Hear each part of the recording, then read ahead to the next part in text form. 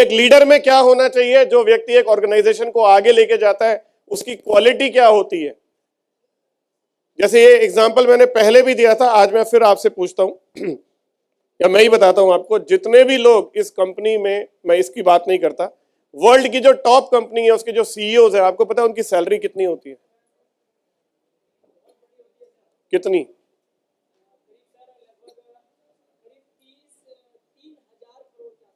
3,000 करोड़। आप ये कह लीजिए कि किसी की 800 करोड़, किसी की 1200 करोड़, ये सैलरी है सीईओ लेवल की। एक साल की सैलरी की बात कर रहा हूं मैं। 1,000 करोड़, 1200 करोड़, क्या सुनाई दे रहा है आपको? यानी 100 करोड़ रुपए जिस व्यक्ति को 30 दिन के सैलरी के रूप में मिलते हो, कितने? अब आवाज भी नहीं आ रही। 100 करोड़।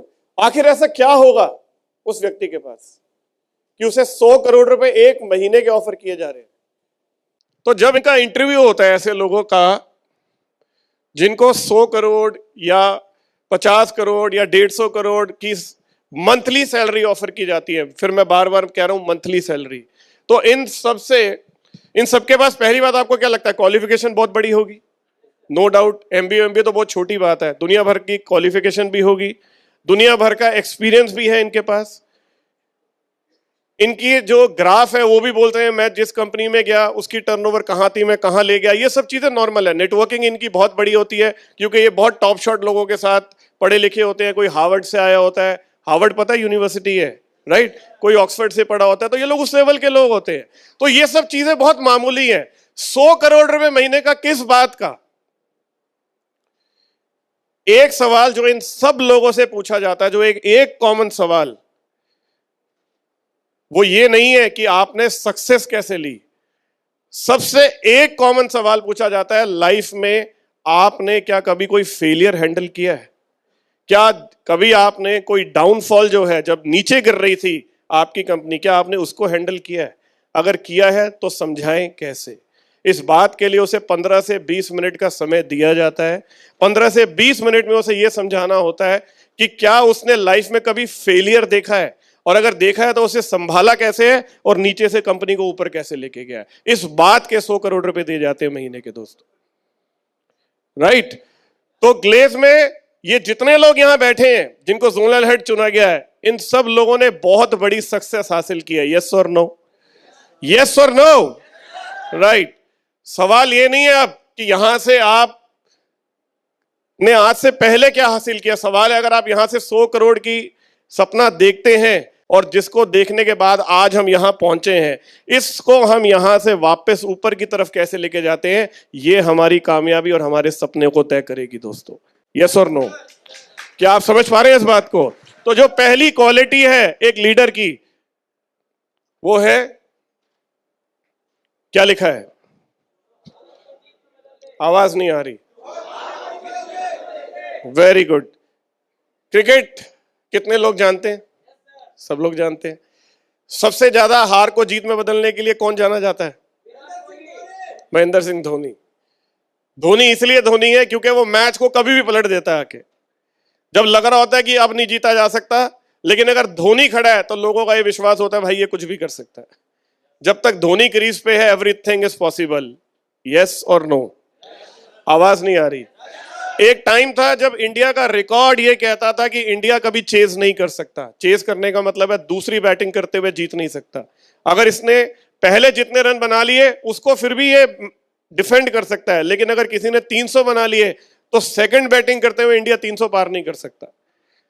लेकिन आज जब टॉस होता है ना, तो इंडिया कहता है सामने वाले को तू खेल, तेरे में कितना दम है। जो हार को जीत में बदलने वाला एटीट्यूड है ना दोस्तों, वो सबसे पहली पहचान होती है एक लीडर की। क्या वो इस जोनल हेड में है?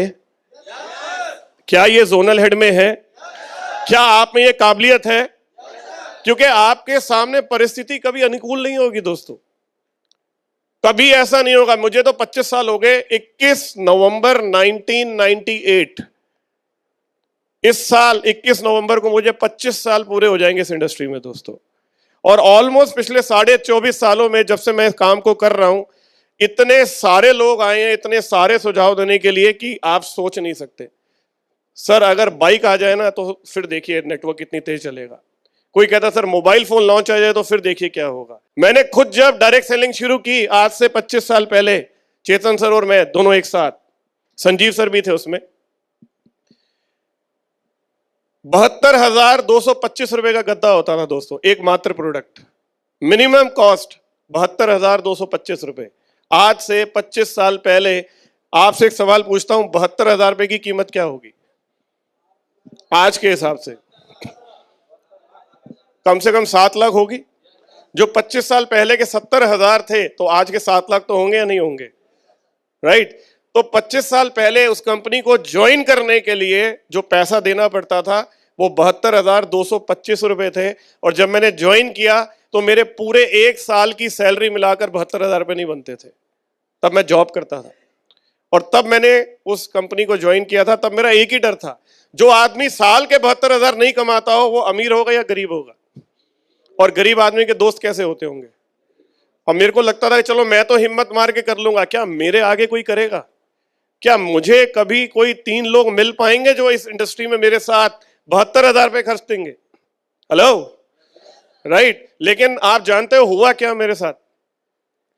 इस इंडस्ट्री में मेरे पहले 20 दिन का चेक था 35,775 रुपए का, पहले 20 दिन का। और वो तब हुआ जब मैंने 4 डायरेक्ट सेल की। पहले 20 दिन में 4 डायरेक्ट लोगों ने मुझे ज्वाइन किया। पहले 3 के ऊपर 10% आता था, चौथे के ऊपर सीधा 23% आता था। और वो 10% कितने का था? 67,500 रुपए का गद्दा था, और प्रोडक्ट मिलता था गद्दा। गद्दा समझते हैं? हम सब लोग रात को सोते होंगे उस पर। कभी खरीदा इतना महंगा? मैंने 25 साल पहले खरीदा था। कितने का? 67,500 रुपए उसकी कॉस्ट थी। 7% उस समय उसके ऊपर सेल टैक्स होता था, और मिनिमम गद्दा 72,000 का था, फिर था 1 लाख का, और फिर 1,37,500। 3 टोटल गद्दे होते थे। एक 37 वाला डबल बेड का होता था और 1 लाख वाला सिंगल बेड का होता था। डबल और सिंगल समझ में आता है ना, राइट? अब ऐसी भी लीडरशिप थी दोस्तों। एक व्यक्ति थे जिनको मैं आज भी, जिनका नाम नहीं भूला, जिनका नाम है विश्वास।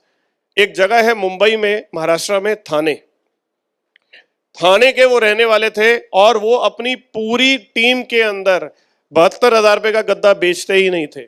उनकी काउंसलिंग सिर्फ 1 लाख वाले गद्दे की होती थी। और जब मैंने एक बार विश्वास से मिला, दिल्ली ऑफिस वो आए हुए थे, तो मैंने विश्वास से पूछा कि विश्वास आप ऐसा क्यों करते हैं कि आप 72,000 का गद्दा नहीं बेचते, 1 का ही बेचते हैं? वो कहते हैं सर कुछ नहीं है, कैलकुलेशन करनी आसान रहती है ना, 1 लाख के ऊपर प्लान समझाना आसान रहता है। ये कारण था।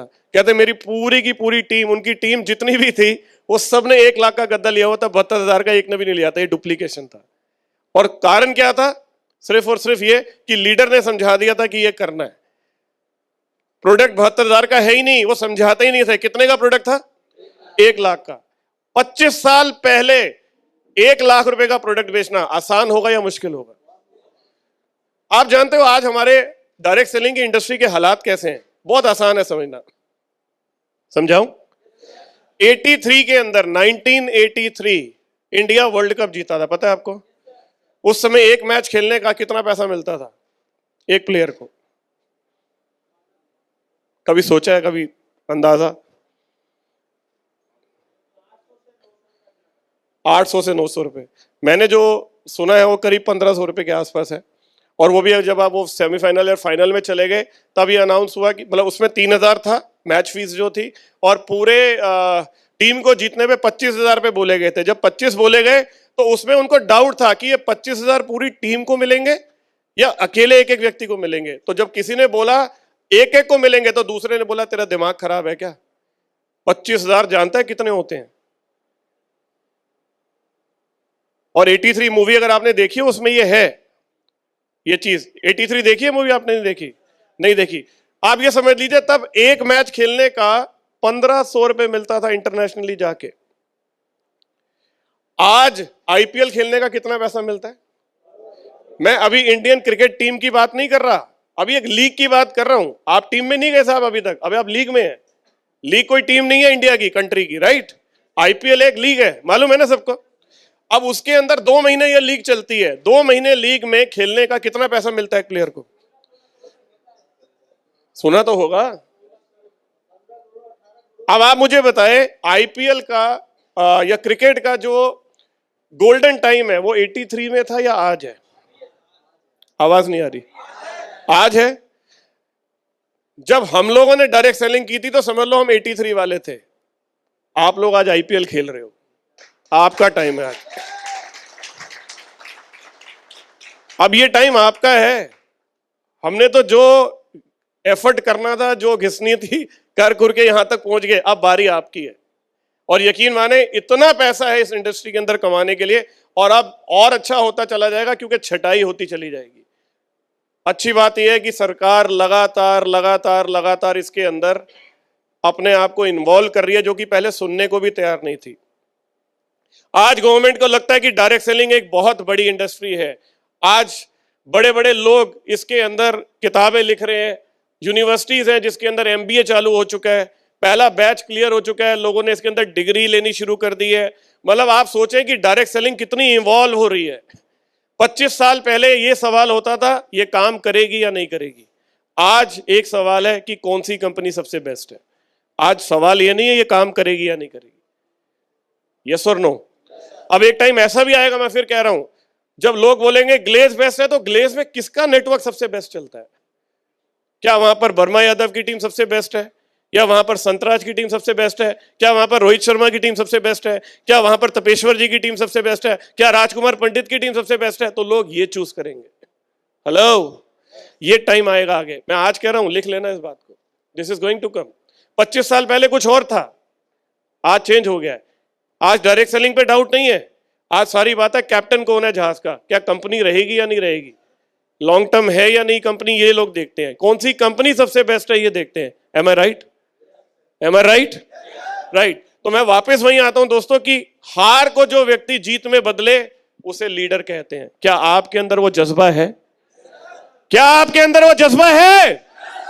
राइट। तो ये पहली क्वालिटी चाहिए अगर आप जोनल हेड की पोजीशन पे काम कर रहे हैं या किसी भी ऑर्गेनाइजेशन में लीडरशिप पे रहना चाहते हैं तो।